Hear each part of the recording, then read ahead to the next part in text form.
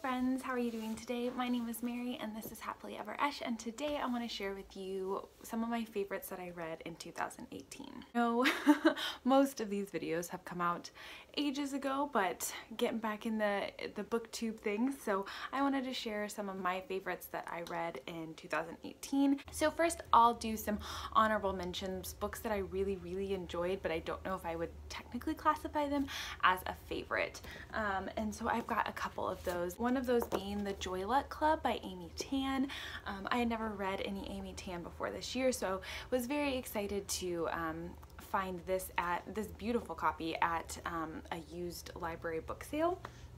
And I really enjoyed this. This is interconnected short stories following the daughters of women who have immigrated from China, and then also following their mothers' stories. So you really kind of get a picture into these women's lives, their relationships with their daughters, maybe why they do the things that they do. And I kind of thought that the storytelling was really brilliant in this. I really loved the characters, kind of delving in and discovering more about the mothers and their daughters and their relationships and the inner workings.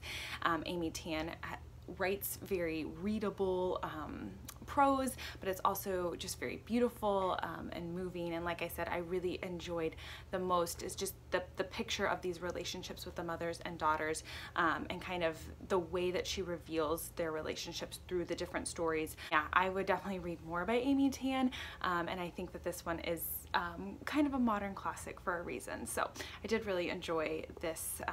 I would call it a short story collection, interconnected short story collection. Another one that I really enjoyed is The Bear and the Nightingale by Catherine Arden. This is fantasy. It's kind of, I'd call it soft fantasy, set in medieval Russia. It's got a very cold and wintry atmosphere. A very strong female protagonist. It's very dreamlike. I must say I don't remember a lot of the plot points. I went and I was going to read the second book at the beginning of 2019 just because they are very wintry and cold reads, but found that I forgot a lot, so I think I'm going to try to listen to this on audiobook before I read the second one. Definitely worth your while if you kind of like folklore inspired fantasy stories, and yeah, perfect for the winter time. So if you're experiencing some of this cold weather that I know we still are experiencing in the Midwest, this would be a really good one to pick up. Alright, and now getting into my favorites. We'll start out with some fantasy reads. I finished the Queen of the Tyrline series, so I read The Invasion of the Tyrline and The Fate of the Tyrline in 2018, and I really loved them both. These are really fun fantasy. They are in a regress society, so it's in the future, but it's kind of has a medieval feeling to it, or like a regress feeling. And Kelsey, and she is going to take her throne back. She's been kind of Sleeping Beauty style hiding in the woods to protect herself, and now she's come back to claim her throne, so we're really following her through this whole series and her just saving her kingdom, essentially, her kind of dealing with power and what that looks like for her, and kind of dealing with her morals and what she wants to do. It's a very political driven fantasy, so if you enjoy that, I think you would really enjoy this series. Audiobooks are really good for these as well, and I would definitely say if you're into really like political fantasy, strong female characters, and kind of like the building up of a kingdom, because she's going back, taking her kingdom back and really kind of building it up, what she wants it to be. So yeah, I really enjoyed these books, and probably one of my favorite fantasy series that I've ever read. So next I finally picked up Robin Hobb, and so The Assassin's Apprentice I listened to on audio, and I guess I read some of it physically. I do that a lot, like we'll listen to some audio and then kind of read it as well, but I really enjoyed this. I can see why people love Robin Hobb. She definitely is a masterful storyteller and just crafts such great characters. It's definitely a slow burn of a fantasy. You know, you're really just kind of being set up, meeting all the characters, really getting introduced to Fitz, and we are following our main character Fitz, who is the illegitimate son of the king, and following his story and how he kind of fits into the life of the court and the kingdom, and kind of his role in that. And I can't wait to continue on with Fitz's story and to just see where this goes. I really loved the world, and I love kind of the glimpses of the magical elements. I wouldn't say that there's a ton of magical elements in this book, but you can definitely see where they're coming, and so I'm really excited about that. I'm really excited to see how Fitz's relationships develop, and I can't wait to get sucked into all of Robin Hobb's books, because she creates some pretty compelling characters and a good story. So I'm really excited to continue on with her. Next, we'll talk about some middle grade reads. One of my favorites I read, it was at the very beginning of 2018, was The Wish Tree by Catherine Applegate. I absolutely adored this book. The Wish Tree follows a tree. It's our main character, and she's telling the story of two children in her neighborhood, and it's just full of so much heart and so much wisdom. I think it talks about really hard topics like acceptance of people who are different than you, and prejudice and racism in a really in a way that kids can really I think understand and relate to. This is definitely one that I will be reading with my children, and I would definitely put in the hands of middle grade readers. And I just loved Red, who is the tree, the main character in this, and their role in this neighborhood, and the way that she tells the story of this neighborhood and of these children is just really, really beautiful. I know Middle Grade March is happening right now, so I definitely suggest this one, and it would fit into the category of book that is not a human as the main character. So yeah, this is definitely a great one. And then another middle grade, I don't have a physical copy of it here, but it is The Girl Who Drank the Moon. Can't remember who wrote that, but I'll put a picture up here. This was just such a fun fantasy middle grade. So this story follows a village. This village is very driven by fear. They are convinced that they must sacrifice a child every year to the woods and to the witch, so that they will stay protected. It turns out that this witch is a good witch and not a bad witch, and she delivers the children to another village where they're adopted. And so we are following Luna, who is a little girl who was sacrificed to the woods, and the witch falls in love with her and decides that she's going to keep her and raise her.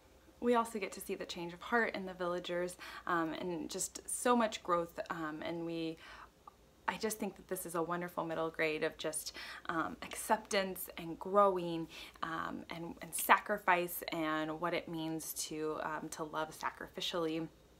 It was just such a fun read. Another great one on audio. I would definitely highly recommend it, and I think that this would be such a fun family read if you do have young children. A great audiobook to listen to in the car. It's a lot of fun, but also has, you know, those deeper meanings that the middle grade reads often do. So I would highly recommend that one as well. Next, for some mystery series, I read the start of the Maisie Dobbs series by Jacqueline Winspear. This is such a fun historical fiction mystery series. It's set right after World War I, and we're following Maisie Dobbs, and she's kind of starting her journey as being a detective, which is a lot of fun, but we're also kind of getting her backstory. In this, we really get a lot of her backstory of how she came to be where she is, as well as her experiences and kind of her past traumas with being a part of World War I, where she was a nurse, I believe. Yeah, but I love Maisie. I'm so excited to start this journey with her. This is definitely a very character-driven historical mystery series, and so I think that if you like historical fiction, you like mystery series, yeah, I definitely would recommend this if any of that sounds interesting to you. And I'm actually have the second one on my e-reader that I'm really excited to start and yeah, continue on with Maisie's story. Another mystery series that I started and read, I think both books in 2018, was the Aaron Falk mystery series by Jane Harper. I know the second one is A Force of Nature. Oh, and The Dry is the first one. Super atmospheric, set in Australia. The first one was so hot and dry. He also in both books does a really cool kind of dual timeline.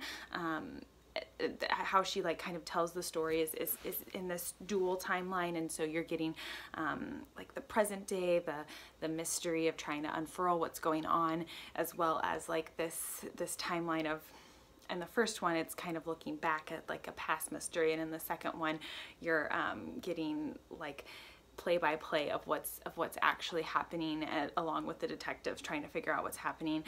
Aaron Falk is also a really compelling detective. He's very a little rougher around the edges, but he's also just, you know, got that like good guy thing going for him, so you're definitely rooting for him. And yeah, I can't wait to continue on with this series. Okay, and so for my top 2 books of 2018, the first one of those being The Interpreter of Maladies by Jhumpa Lahiri. This is a short story collection that I've had on my shelf for a while, and I kind of just picked it up on a whim. I don't really know what compelled me, but I'm so glad that I did. I absolutely love these stories. These are like my perfect kind of short story. They're these snippets into people's lives, very realist short stories.